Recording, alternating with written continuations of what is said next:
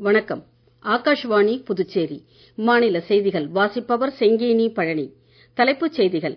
பிரதமரின் பயிர் காப்பீட்டுத் திட்டம் மற்றும் வானிலை அடிப்படையிலான பயிர் காப்பீட்டுத் திட்டத்தை 2025-26 நிதியாண்டு வரை நீட்டிக்க மத்திய அமைச்சரவை ஒப்புதல் அளித்துள்ளது.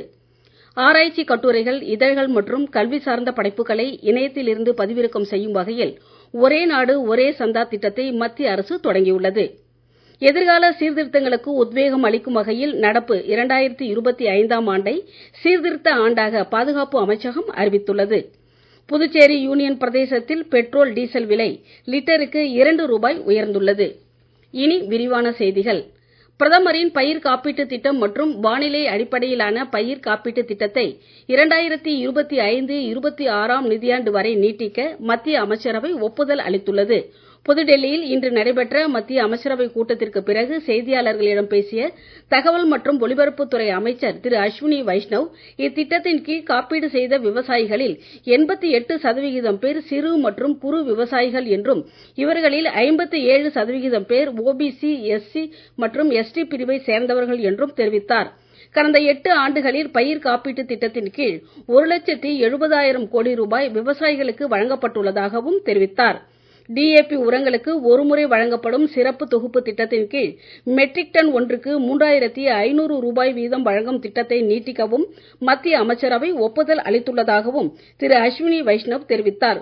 இதன் மூலம் விவசாயிகளுக்கு 50 கிலோ எடை கொண்ட டிஏபி உரம் மூட்டை ஒன்றுக்கு ₹1,350 விலையில் தொடர்ந்து கிடைக்கும் என்றும் அவர் கூறினார். ஆராய்ச்சி கட்டுரைகள், இதழ்கள் மற்றும் கல்வி சார்ந்த படைப்புகளை இணையத்திலிருந்து பதிவிறக்கம் செய்யும் வகையில் ஒரே நாடு ஒரே சந்தா திட்டத்தை மத்திய அரசு இன்று தொடங்கியுள்ளது. இத்திட்டத்தை செயல்படுத்த 3 ஆண்டுகளுக்கு ₹6,000 கோடி நிதி ஒதுக்கப்பட்டுள்ளது. ஒருமுறை மட்டும் சந்தா செலுத்தி டிஜிட்டல் வடிவிலான ஆராய்ச்சி கட்டுரைகள், இதழ்கள் உள்ளிட்டவற்றை மாணவர்கள் பதிவிறக்கம் செய்யும் வகையில் இத்திட்டம் செயல்படுத்தப்பட உள்ளது. இதுகுறித்து ஒரு தகவல் தொகுப்பு.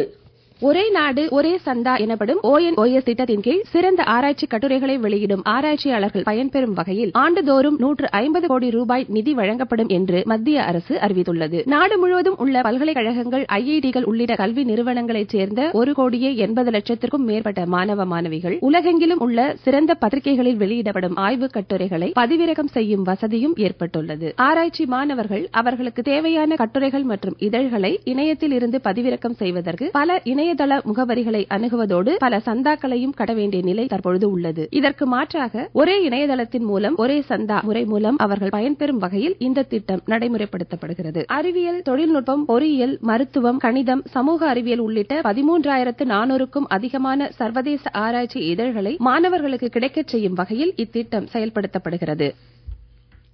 பாதுகாப்புத் துறையில் தற்போதைய மற்றும் எதிர்கால சீர்திருத்தங்களுக்கு உத்வேகம் அளிக்கும் வகையில் நடப்பு 2025ஆம் ஆண்டு சீர்திருத்த ஆண்டாக பாதுகாப்பு அமைச்சகம் அறிவித்துள்ளது.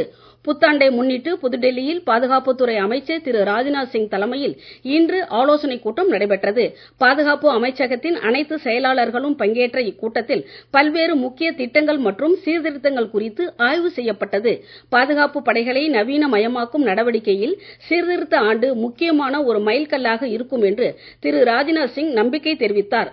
சீர்திருத்தங்கள் மேற்கொள்ளப்படுவதால் முப்படைகளும் ஒருங்கிணைந்து செயல்படுவதோடு எவ்வித சவாலையும் எதிர்கொள்ளும் சக்தியுடன் அதிநவீன தொழில்நுட்பங்களை கொண்டதாக விளங்கும் என்றார்.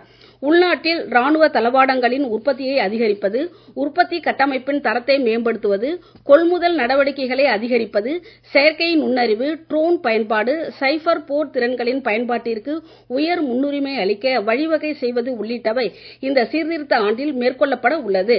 ராணுவம் தொடர்பான ஆராய்ச்சி மேம்பாட்டிற்கு அதிக கவனம் செலுத்தவும், ஓய்வு பெற்ற ராணுவ வீரர்களின் நலனுக்கான திட்டங்களை செயல்படுத்தவும் சீர்திருத்த ஆண்டு வழிகோல்வதாக பாதுகாப்பு அமைச்சகம் தெரிவித்துள்ளது. இந்திய கடற்படை உள்நாட்டிலேயே தயாரிக்கப்பட்ட நீலகிரி, சூரத் மற்றும் வாக்ஷீர் ஆகிய 3 நீர்மூழ்கி கப்பல்களை கடற்படையுடன் இணைக்கும் விழா இம்மாதம் 15ஆம் தேதி மும்பை கடற்படை தளத்தில் நடைபெறுகிறது. இந்த புதிய 3 நீர்மூழ்கி கப்பல்களையும் இணைப்பதன் மூலம் இந்திய கடற்படையின் போர்த்திறன் அதிகரிக்கும் என்று பாதுகாப்பு வட்டாரங்கள் தெரிவித்துள்ளன. எதிரிகளால் எளிதில் கண்டறிய முடியாத வகையில் பயணிக்கும் திறனுடன் நீலகிரி கப்பல் வடிவமைக்கப்பட்டுள்ளது. சூரத் நீர்மூழ்கி கப்பலானது மறைந்து சென்று எதிரிகளின் இலக்குகளை தாக்கி அழிக்கும் வகையில் வடிவமைக்கப்பட்டுள்ளது.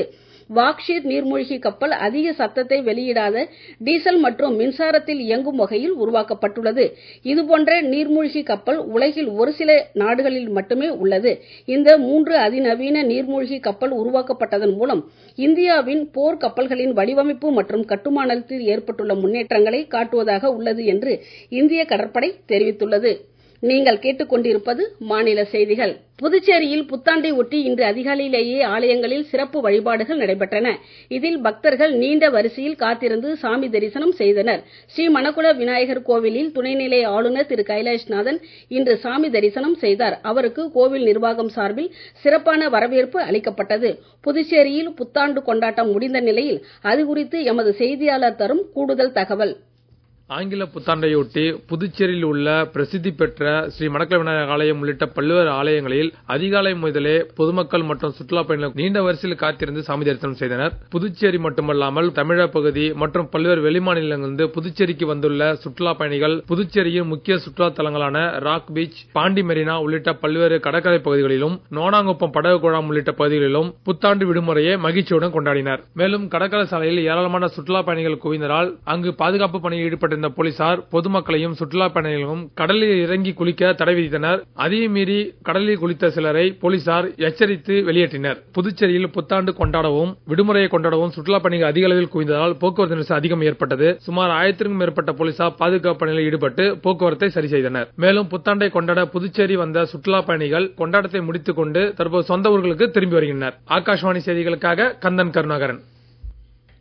புதுச்சேரி யூனியன் பிரதேசத்தில் பெட்ரோல் டீசல் விலை லிட்டருக்கு 2 ரூபாய் உயர்ந்துள்ளது. புதுச்சேரியில் பெட்ரோல் மீதான வாட் வரி 2.44% டீசல் மீதான வாட் வரி 2.57% உயர்த்துவதற்கு துணைநிலை ஆளுநர் திரு கைலாஷ்நாதன் அனுமதி அளித்த நிலையில் கடந்த 27ஆம் தேதி இதற்கான உத்தரவு வெளியிடப்பட்டது. இதன்படி இன்று முதல் பெட்ரோல் டீசல் மீதான விலை உயர்வு அமலுக்கு வருகிறது. இதன்படி புதுச்சேரி பகுதியில் 94 ரூபாய் 26 பைசாவாக இருந்த பெட்ரோல் விலை 96 ரூபாய் 24 பைசாவாகவும், காரைக்காலில் 94 ரூபாய் 3 பைசாவில் இருந்து 96 ரூபாய் 3 பைசாவாகவும், மாஹேவில் 91 ரூபாய் 92 பைசாவில் இருந்து 93 ரூபாய் 92 பைசாவாகவும், ஏனாமில் 94 ரூபாய் 92 பைசாவில் இருந்து 96 ரூபாய் 92 பைசாவாகவும் உயர்த்தப்பட்டுள்ளது. இதுபோல புதுச்சேரியில் டீசல் லிட்டருக்கு 86 ரூபாய் 47 பைசாவாகவும், காரைக்காலில் 84 ரூபாய் 35 பைசாவாகவும், மாஹேவில் 81 ரூபாய் 90 பைசாவாகவும், ஏனாமில் 84 ரூபாய் 75 பைசாவாகவும் விலை நிர்ணயிக்கப்பட்டுள்ளது. நாடு முழுவதும் கடந்த ஆண்டு நிலத்தடி நீர்மட்டம் 446 பில்லியன் கனமீட்டருக்கும் அதிகமான அளவிற்கு உயர்ந்துள்ளதாக மத்திய ஜல்சக்தி அமைச்சர் திரு CR பாட்டீல் தெரிவித்துள்ளார். புதுடெல்லியில் 2024ஆம் ஆண்டிற்கான வருடாந்திர நிலத்தடி நீர் ஆதார மதிப்பீட்டு அறிக்கையை வெளியிட்டு பேசிய அவர் 2023ஆம் ஆண்டை விட 2024ஆம் ஆண்டு நிலத்தடி நீர்மட்டம் 15 பில்லியன் அதிகமான அளவிற்கு உயர்ந்துள்ளதாக தெரிவித்தார். நாடு முழுவதும் அனைத்து விதமான பயன்பாட்டிற்கும் ஏறக்குறைய 245 பில்லியன் கனமீட்டருக்கும் அதிகமான நிலத்தடி நீர் எடுக்கப்படுவதாக தெரிவித்தார். மத்திய நிலத்தடி நீர் வாரியமும் மாநிலங்கள் மற்றும் யூனியன் பிரதேசங்களும் இணைந்து மேற்கொண்ட நிலத்தடி நீர் குறித்த ஆய்வில் வடகிழக்கு மாநிலங்களில் 100% நிலத்தடி நீர் ஆதாரங்கள் பாசனத்திற்கு உரியதாக இருப்பதும், நாட்டில் மற்ற பகுதிகளில் உள்ள 73% நிலத்தடி நீர் ஆதாரங்கள் பாதுகாப்பானவை என்றும் 3% பயன்படுத்த முடியாத அளவிற்கு உள்ளது தெரிய வந்ததாகவும் ஆய்வறிக்கையில் தெரிவிக்கப்பட்டுள்ளது. முப்படை தளபதிகளுக்கான ATC எனப்படும் தனி பாதுகாப்பு அதிகாரி இன்று முதல் சகோதர படைகளை சேர்ந்தவர்களாக நியமிக்கப்பட உள்ளனர். இதுவரை ராணுவம், கடற்படை மற்றும் விமானப்படையின் தலைமை தளபதிகளுக்கு அந்தந்த படைப்பிரிவை சேர்ந்தவர்களேயே பாதுகாப்பு அதிகாரிகளாக நியமிக்கப்பட்டு வந்த நிலை தற்போது மாற்றப்பட்டுள்ளது. அதன்படி ராணுவ தளபதி ஜெனரல் அனில் சௌஹான் தமது தனி பாதுகாப்பு அதிகாரியாக விமானப்படை அதிகாரியை தேர்ந்தெடுத்துள்ளார்.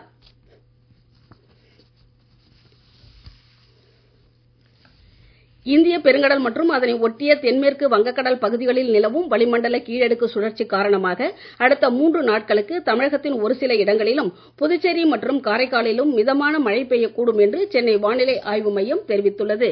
மீண்டும் தலைப்புச் செய்திகள். பிரதமரின் பயிர் காப்பீட்டு திட்டம் மற்றும் வானிலை அடிப்படையிலான பயிர் காப்பீட்டு திட்டத்தை 2025-26ஆம் நிதியாண்டு வரை நீட்டிக்க மத்திய அமைச்சரவை ஒப்புதல் அளித்துள்ளது. ஆராய்ச்சி கட்டுரைகள், இதழ்கள் மற்றும் கல்வி சார்ந்த படைப்புகளை இணையத்தில் இணையத்தில் இருந்து பதிவிறக்கம் செய்யும் வகையில் ஒரே நாடு ஒரே சந்தா திட்டத்தை மத்திய அரசு தொடங்கியுள்ளது. எதிர்கால சீர்திருத்தங்களுக்கு உத்வேகம் அளிக்கும் வகையில் நடப்பு 2025ஆம் ஆண்டை சீர்திருத்த ஆண்டாக பாதுகாப்பு அமைச்சகம் அறிவித்துள்ளது. புதுச்சேரி யூனியன் பிரதேசத்தில் பெட்ரோல் டீசல் விலை லிட்டருக்கு 2 ரூபாய் உயர்ந்துள்ளது. இத்துடன் இந்த செய்தியறிக்கை நிறைவடைந்தது. வணக்கம்.